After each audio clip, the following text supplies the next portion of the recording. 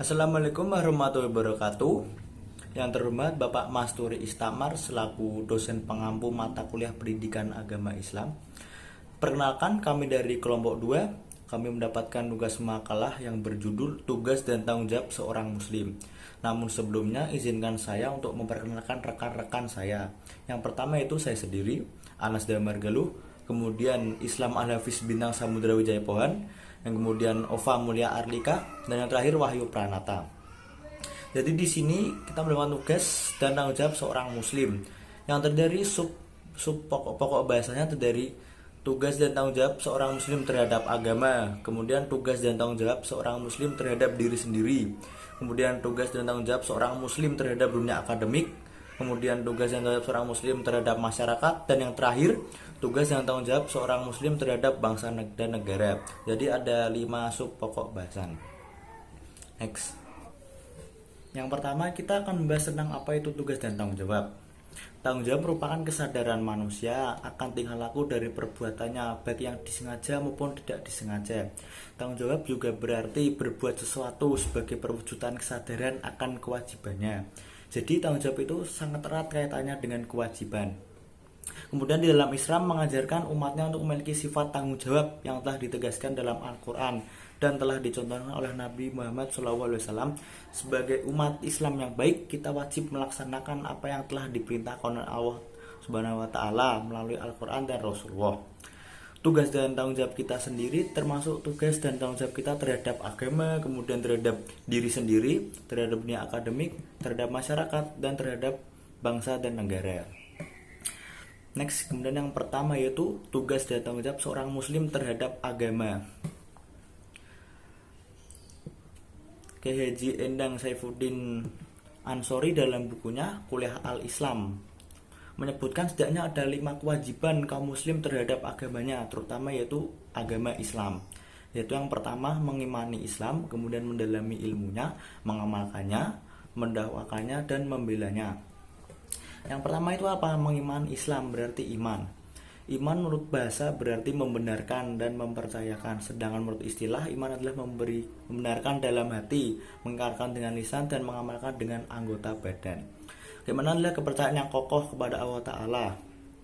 Syekh Husain bin Audah al-Awasyah menyebutkan bahwa iman adalah keyakinan dalam hati, ucapan dengan lisan, dan perbuatan dengan anggota tubuh. Amal perbuatan dengan segala macamnya, baik amalan hati maupun amalan anggota tubuh, termasuk hakikat keimanan. Iman dalam Islam itu disebutkan dalam rukun iman yang terdiri 6 itu.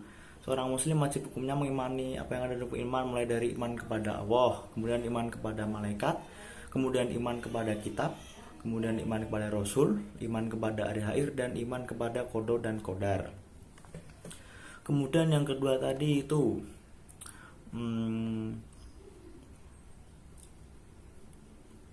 yaitu apa itu? Berilmu atau kewajibannya. Definisi tentang menurut ilmu atau belajar banyak dipaparkan oleh pakar pendidikan sebagai berikut.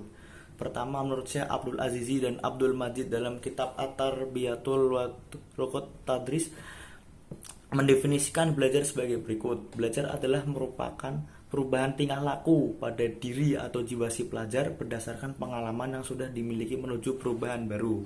Kemudian menurut Syekh Yusuf Qaradawi mengatakan bahwa belajar adalah suatu upaya untuk mengikis habis kebodohan dan membuka cakrawala alam semesta serta mendekatkan diri pada Tuhan. Manusia yang belajar akan dapat menyingkap sunnah jagat raya serta hakikat wujud dengan perantara pendengaran, penglihatan, dan pengamatan dengan hati dan pemikiran. Jadi kita seorang muslim itu diwajibkan berilmu ataupun mencari ilmunya. Kemudian yang ketiga yaitu amal.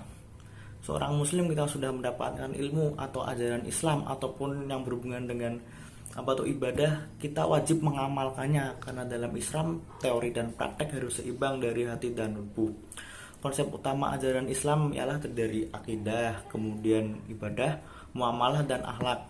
Keempat konsep utama ini merupakan kunci pembuka dalam mengamalkan ajaran-ajaran Islam. Selain kita harus berilmu, kita juga harus mengamalkan apa yang sudah kita dapat kepada diri kita sendiri maupun kepada orang lain. Kemudian yang selanjutnya itu dakwah. Dakwah merupakan aktivitas yang penting dalam Islam. Dengan dakwah, Islam dapat tersebar dan terima oleh seluruh manusia. Jadi kayak Islam menyebar itu lebih banyak melalui cara dakwah. Sebaliknya, tanpa dakwah, Islam akan semakin jauh dari masyarakat dan selanjutnya akan lengkap dari muka bumi dalam kehidupan masyarakat. Jadi ketika Islam tidak didakwahkan atau disebarluaskan, maka Islam tidak akan berkembang. Dan Islam tidak akan sebanyak ini, terutama di Indonesia, karena zaman dulu itu para wali songo berdakwah dan ulama-ulama itu menyebarkan Islam di seluruh penjuru Nusantara. Dakwah berfungsi sebagai penata hidup yang agamis menuju kehidupan masyarakat yang harmonis dan bahagia. Ajaran Islam yang disiarkan oleh dakwah dapat menyelamatkan manusia pada masyarakat pada umumnya dari hal-hal yang dapat membawa kepada kehancuran.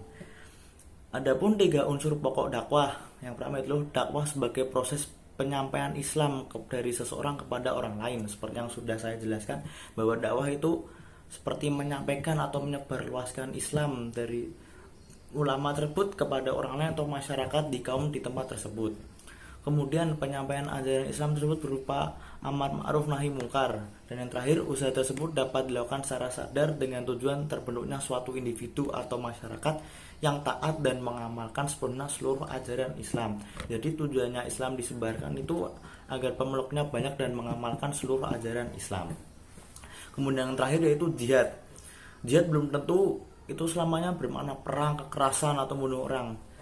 Dalam artinya jihad lebih luas dari sekedar perang, karena setiap kesungguhan yang dilakukan oleh kaum muslimin dalam rangka mendekatkan diri kepada Allah Ta'ala sudah termasuk jihad. Jadi seperti kita membela Islam, misalnya Islam ada yang menghina gitu, kita membela Islam itu sudah termasuk jihad walaupun tidak perlu melalui cara kekerasan. Adapun jihad yang sering dimaknai dalam perang merupakan solusi terakhir dalam rangka berdakwah. Jadi semisal sudah tidak ada cara lain dalam membela Islam ketika Islam dihina ataupun Islam direndahkan, perang merupakan jalan satu-satunya ataupun jalan yang terakhir sekali jika tidak bisa dilakukan dengan cara mediasi atau cara berunding dengan baik-baik. Karena sebenarnya agama Islam itu membenci peperangan. Yang selanjutnya, untuk tugas dan tanggung jawab seorang muslim terhadap diri sendiri, saya serahkan kepada rekan saya. Tugas dan tanggung jawab seorang muslim terhadap diri sendiri. Manusia sebagai makhluk bertanggung jawab dan akan dimintai pertanggungjawabannya di hadapan Allah terhadap A. Segala nikmat Allah yang telah mereka terima, B. Segala aturan yang telah mereka adakan, C. Segala perbuatan yang telah mereka kerjakan, dan D. Segala janji yang telah mereka ikrarkan. Dalam artian tersebut, kita menemukan dasar adanya tugas dan tanggung jawab seorang muslim terhadap dirinya. Seorang muslim memiliki tugas dan tanggung jawab terhadap dirinya karena orang tersebut memiliki tujuan atau capaian yang harus dituntaskan. Dengan kata lain, tanggung jawab ini sebagai pendamping dalam perjalanan hidup manusia. Next. Adapun tugas dan tanggung jawab seorang muslim terhadap diri sendiri yaitu: yang pertama, senantiasa berbuat baik dalam lisan dan pikiran. Kebaikan merupakan salah satu ciri seorang muslim tersebut melaksanakan tugas dan tanggung jawabnya. Kebaikan bukan sekedar praktik, tetapi dalam pikiran kita yang bersih terhadap diri sendiri ataupun perilaku orang. Yang kedua, menjaga keimanan. Iman yang membenarkan dalam hati, yaitu iman yang mempercayai akan adanya alam semesta dan isinya. Sedangkan mengikrarkan dalam lisan seperti mengucapkan 2 kalimat syahadat, tidak ada sesembahan yang hak kecuali Allah dan bahwa Muhammad adalah utusan Allah, dan mengamalkan dengan anggota tubuh seperti melakukan ibadah-ibadah sesuai dengan fungsinya. Yang ketiga, mencari ilmu. Manusia merupakan makhluk Allah yang paling istimewa. Penciptaan manusia sebagai makhluk yang tertinggi sesuai dengan maksud dan tujuan terciptanya manusia untuk menjadi khalifah. Secara harfiah, khalifah berarti pengganti, penerus, atau wakil. Jadi, manusia adalah wakil atau pengganti di bumi dengan tugas menjalankan mandat yang diberikan Allah kepadanya, membangun dunia dengan sebaik-baiknya.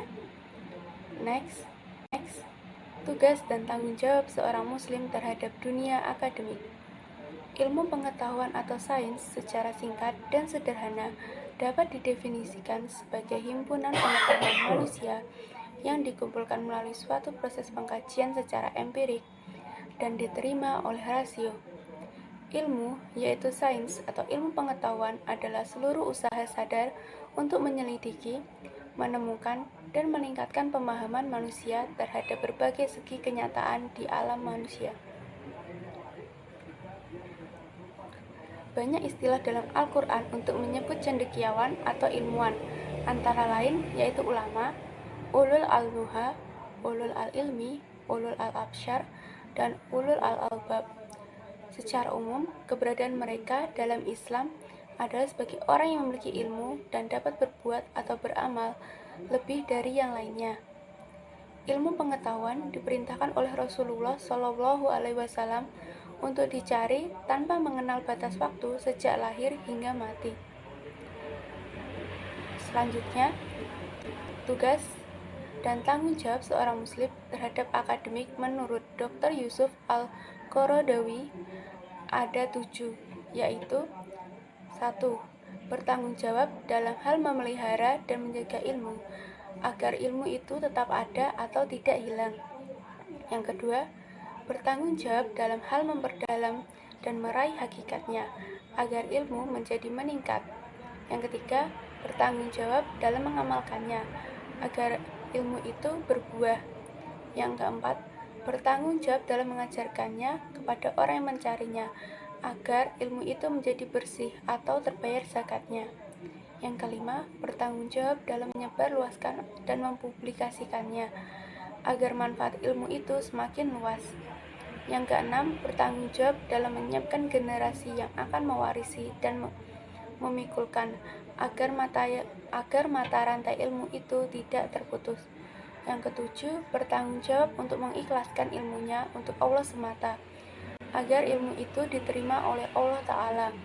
Tanggung jawab ilmuwan dalam pengembangan ilmu sekurang-kurangnya berdimensi religius atau etis dan sosial, karena tanggung jawab ilmuwan merupakan ikhtiar mulia, sehingga ilmuwan tidak boleh mudah tergoda apalagi tergelincir untuk menyalahgunakan ilmu. Tugas dan tanggung jawab seorang muslim terhadap masyarakat. Sesuai dengan kedudukannya, sebagai anggota masyarakat, manusia adalah makhluk sosial yang tidak bisa hidup tanpa bantuan manusia lain. Masyarakat dalam pandangan Islam merupakan alat atau sarana untuk melaksanakan ajaran-ajaran Islam yang menyangkut kehidupan bersama. Karena itulah masyarakat yang harus menjadi dasar kerangka kehidupan duniawi bagi kesatuan dan kerjasama umat menuju adanya suatu pertumbuhan manusia yang mewujudkan persatuan dan keadilan.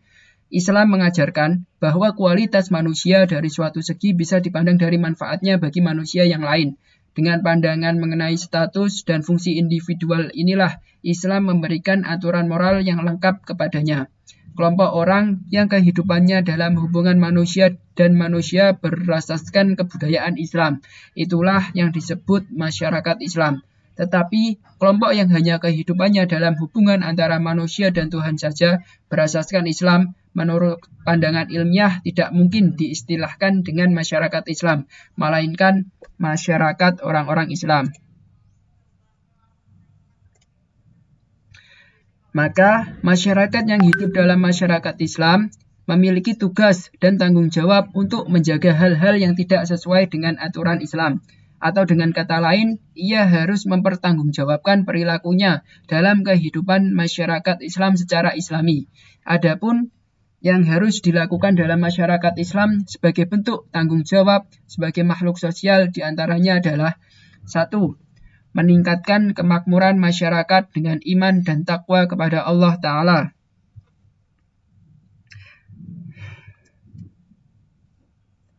Syarat mutlak untuk mendapatkan kemakmuran yang sejati dalam kehidupan tidak ada cara lain selain melakukan ketundukan kepada Allah Subhanahu wa Ta'ala. Tunduk dalam arti beribadah kepadanya sehingga terjalin hubungan yang harmonis. Tunduk juga dalam arti melaksanakan segala perintah dan menjauhi segala larangan-larangannya. Allah Subhanahu wa ta'ala berfirman dalam Quran surah Al-A'raf ayat 96 yang artinya, jikalau sekiranya penduduk negeri-negeri beriman dan bertakwa, pastilah kami akan melimpahkan kepada mereka berkah dari langit dan bumi. Tetapi mereka malah mendustakan ayat-ayat kami, maka kami siksa mereka disebabkan oleh perbuatannya. Yang kedua, menjalin hubungan ukhuwah Islamiyah dan silaturahmi. Menjalin hubungan ukhuwah Islamiyah adalah hubungan antara sesama umat Islam yang tidak ada hubungan darah. Sementara menjalin silaturahmi adalah hubungan antara umat Islam yang ada hubungan darah. Istilah ini seringkali tersalahgunakan dalam pembicaraan dan tulisan-tulisan. Salah satu ciri dari masyarakat Qur'ani adalah mereka saling menjalin hubungan ukhuwah dan silaturahmi dengan baik dan saling berpacu dalam kebaikan tanpa adanya batas antara si kaya dan si miskin dan lainnya. Allah Subhanahu wa ta'ala berfirman dalam Quran surah An-Nahl ayat 71 yang artinya, dan Allah melebihkan sebagian kamu dari sebagian yang lain dalam hal rezeki. Tetapi orang-orang yang dilebihkan rezeki memberikan rezeki mereka kepada budak-budak yang mereka miliki, agar mereka sama merasakan rezeki itu. Maka mengapa mereka mengingkari nikmat Allah?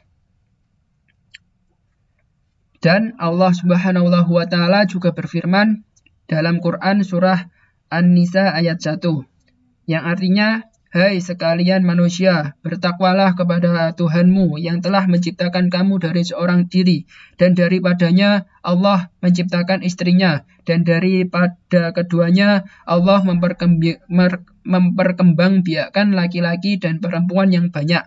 Dan bertakwalah kepada Allah dengan mempergunakan namanya. Kamu saling meminta satu sama lain dan peliharalah hubungan silaturahim. Sesungguhnya Allah selalu menjaga dan mengawasi kamu.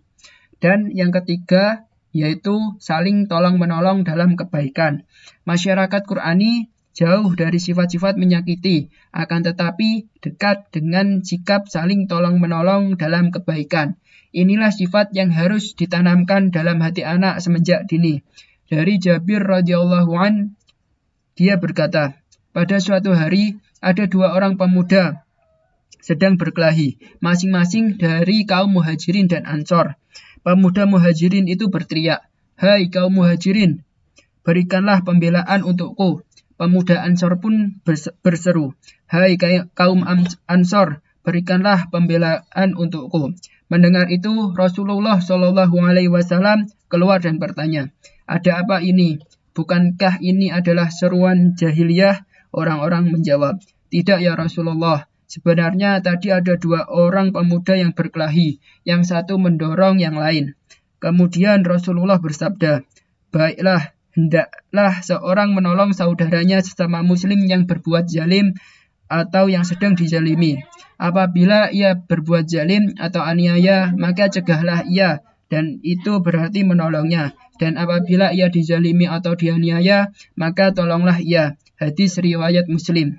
Dari Abu Hurairah radhiyallahu an, dia berkata, Rasulullah Shallallahu Alaihi Wasallam telah bersabda, janganlah kalian saling mendengki, saling memfitnah, saling membenci, dan saling memusuhi. Janganlah ada seseorang di antara kalian yang berjual beli sesuatu yang masih dalam penawaran muslim lainnya. Dan jadilah kalian hamba-hamba Allah yang saling bersaudara. Muslim yang satu dengan muslim lainnya adalah bersaudara. Tidak boleh menyakiti, merendahkan, ataupun menghina. Takwa itu ada di sini. Rasulullah sambil menunjuk dadanya dan beliau mengucapkan sebanyak 3 kali. Seseorang telah dianggap berbuat jahat apabila ia menghina saudara sesama muslim. Muslim yang satu dengan yang lainnya haram darahnya, hartanya, dan kehormatannya. Hadis riwayat Muslim. Dan yang keempat adalah saling nasihat menasihati, yang artinya tidak menyakiti saudaranya baik secara fisik ataupun batin. Allah Subhanahu wa ta'ala berfirman dalam Quran surah Al-Asr ayat 1-3 yang artinya, demi masa, Sesungguhnya manusia itu benar-benar dalam kerugian, kecuali orang-orang yang beriman dan mengerjakan amal soleh, dan nasihat menasihati supaya mentaati kebenaran, dan nasihat menasihati supaya menetapi kesabaran. Dan yang kelima, tidak memarahi dan mendiamkan saudaranya lebih dari 3 hari. Dari Anas bin Malik radhiyallahu an bahwasanya Rasulullah shallallahu alaihi wasallam telah bersabda, "Janganlah kalian saling membenci, saling dengki, dan saling membelakangi. Tetapi jadilah kalian hamba-hamba Allah yang bersaudara. Seseorang muslim tidak boleh memutuskan hubungan dengan saudara sesama muslim lebih dari 3 hari." Hadis riwayat Muslim. Dari Abu Hurairah radhiyallahu an bahwasanya Rasulullah telah bersabda, "Jauhilah berprasangka buruk, karena berprasangka buruk adalah ucapan yang paling dusta. Janganlah mencari-cari isu, janganlah mencari-cari kesalahan, janganlah saling bersaing, janganlah saling mendengki, janganlah saling memarahi, dan janganlah saling membelakangi atau memusuhi. Tetapi jadilah kalian hamba-hamba Allah yang bersaudara." Hadis riwayat Muslim. Dan yang keenam adalah menutupi aib sesama muslim. Dari Ibnu Abbas, Nabi Muhammad Shallallahu Alaihi Wasallam bersabda, "Barang siapa menutupi aib saudaranya sesama muslim, maka Allah akan menutupi aibnya di hari kiamat kelak. Dan barang siapa membeberkan aib saudara sesama muslim, maka Allah akan membeberkan aib orang tersebut sampai Allah memperburuk citra dirinya di rumahnya." Sahih At-Thaliq Ar-Raghib As-Sahihah. Dan yang terakhir adalah menjaga kehormatan jiwa dan harta saudaranya. Ahmad bin Muhammad menceritakan kepada kami, Ibnu Al-Mubarak mengabarkan kepada kami dari Abu Bakar An-Nasali, dari Marzuk Abu Bakar At-Taimi, dari Ummu Dardak, dan dari Abu Dardak, bahwa Nabi Muhammad Shallallahu Alaihi Wasallam bersabda, "Barang siapa yang mempertahankan kehormatan saudaranya, maka Allah akan menghalangi api neraka dari wajahnya pada hari kiamat." Presentasi akan dilanjutkan oleh teman saya.